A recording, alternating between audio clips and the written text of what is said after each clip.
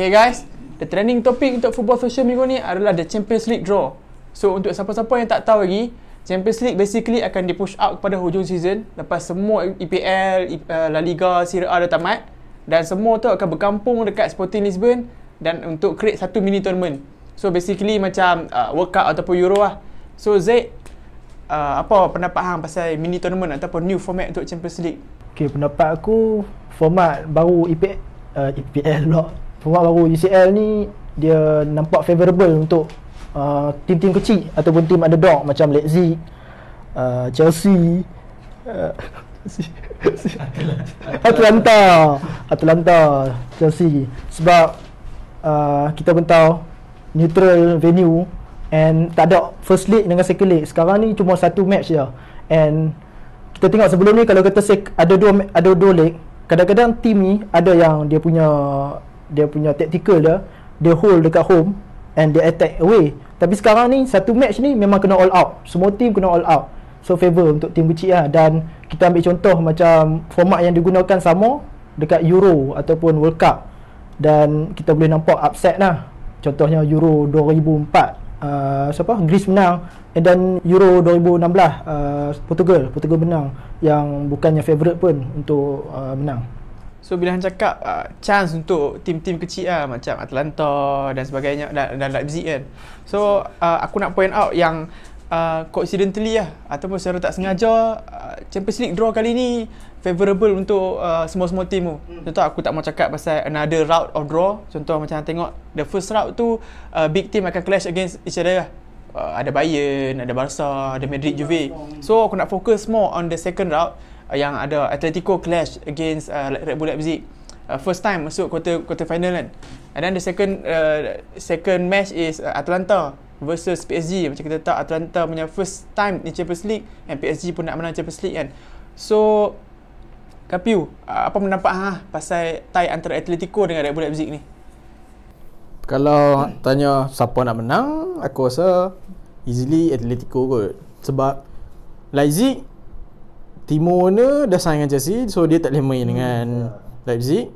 And performance mereka lepas Covid dekat Bundesliga pun teruk, seri. Lepas tu kalau menang pun tak convincing, 1-0 kan. Gol tak banyak lah lepas Timo Werner belah. Atletico pula sebelum Covid mereka memang on high, menang lawan Liverpool. So mereka macam hype lah untuk menang Champions League ni. So motivation tu ada. Tambah pula lepas Covid kat La Liga hang tengok sebelum Covid lockdown tu dia nombor 6. Sekarang nombor 3, which is power kan. Walaupun menang aku tengok 1-0 tapi Atletico memang dia pemain macam tu kan.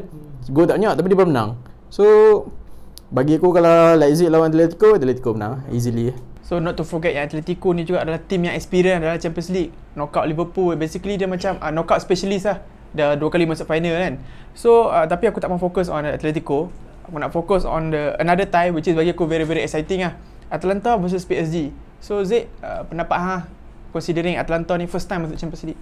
Okay, Atlanta dengan PSG ni aku expect high scoring game. Dan okay, kita sebut pasal PSG dulu lah. Bila sebut PSG dengan Champions League ni, obviously semua orang tahu lah, mereka memang projek mereka ni memang fokus untuk menang Champions League lah. Kalau kata menang Liga tu rasa dah tiap-tiap 5-6 kali dah rasanya menang straight. Tapi Champions League ni sampai sekarang tak dapat sama juga macam Manchester City.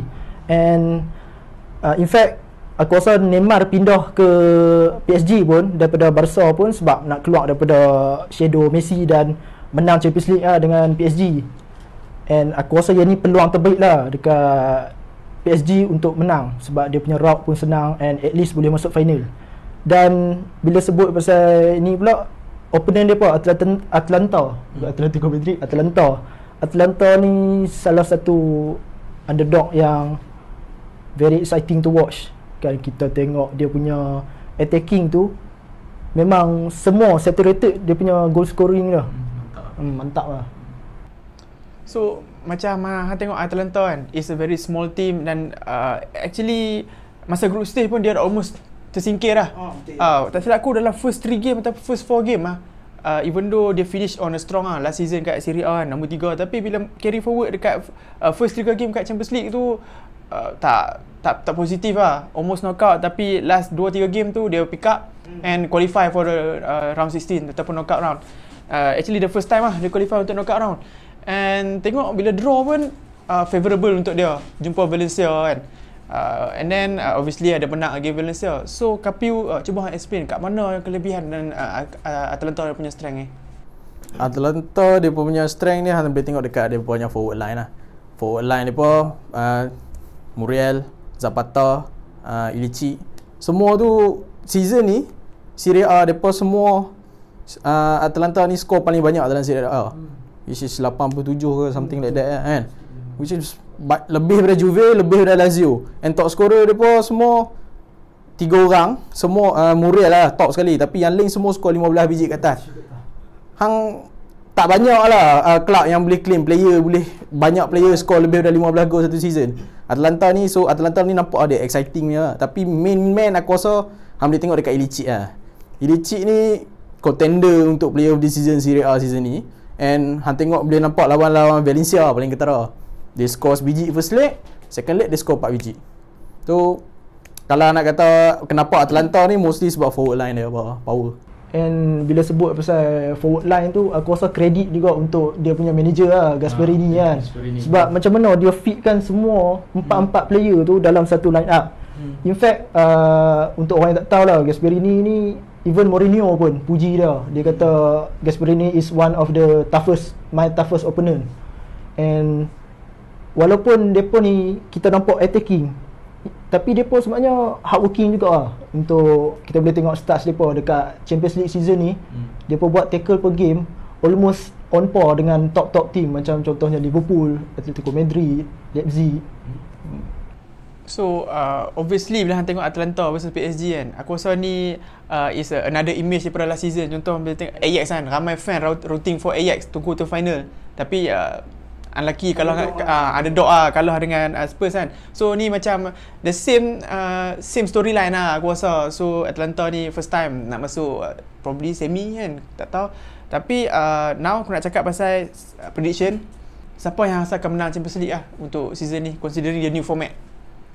Aku rasa Manchester City je, sebab City ni macam kita tahu yang dia pun probably kena ban Isnin ni kan, which is esok. Kami rakam rehat. So aku tak tahu City dia akan ban ke tak, tapi ni macam last untuk player certain player dia untuk menang Champions League lah. So motivation tu ada. Champions League pula piala yang dia tak pernah menang lagi. So projek dia pun asalnya memang projek untuk menang Champions League. So City boleh lah dengan menang Real pula lawan 2-1 itu kan. So aku rasa memang positif lah untuk mereka boleh menang Champions League season ni. Aku pilih Bayern Munich kot kan. Aku letakkan Bayern Munich ni sebenarnya sama level lah dengan Manchester City. Tapi sebab Bayern Munich ni dia defending dia kuat sikit compare dengan City, dan aku rasa boleh menang Bayern Munich. Tapi tak confirm lagi lah, sebab tengok Chelsea pun mana tahu Kokok boleh comeback lah dengan Bayern Munich. Sebab season lepas Liverpool boleh buat. Kenapa Chelsea tak boleh buat? 3-0. Mana nak tahu, sebab ada history English club boleh buat kan. Deluded. Joke aside. So bagi aku the choice, aku rasa PSG lah. Firstly sebab tengok favourable tie. Tak ada lah susah nak lawan dengan Barca, Madrid, lepas tu Bayern semua kan. So dia pun aspire untuk masuk Champions League, nak menang kan. Tu projek dia. So aku rasa ni lah dia punya best chance untuk at least go to the final. And let's see what happens lah untuk final kan. Kalau tak masuk final juga. Kalau tak masuk final, kalau Atalanta pun tak boleh kalah, aku tak tahu. So biasanya. Okay guys, komen kat bawah kalau korang rasa Atalanta boleh kalahkan PSG. Kalau korang suka video ni, jangan lupa like and subscribe, tekan notification bell, jangan lupa share dengan kawan-kawan. Thanks for watching. I'll see you guys in next video and peace.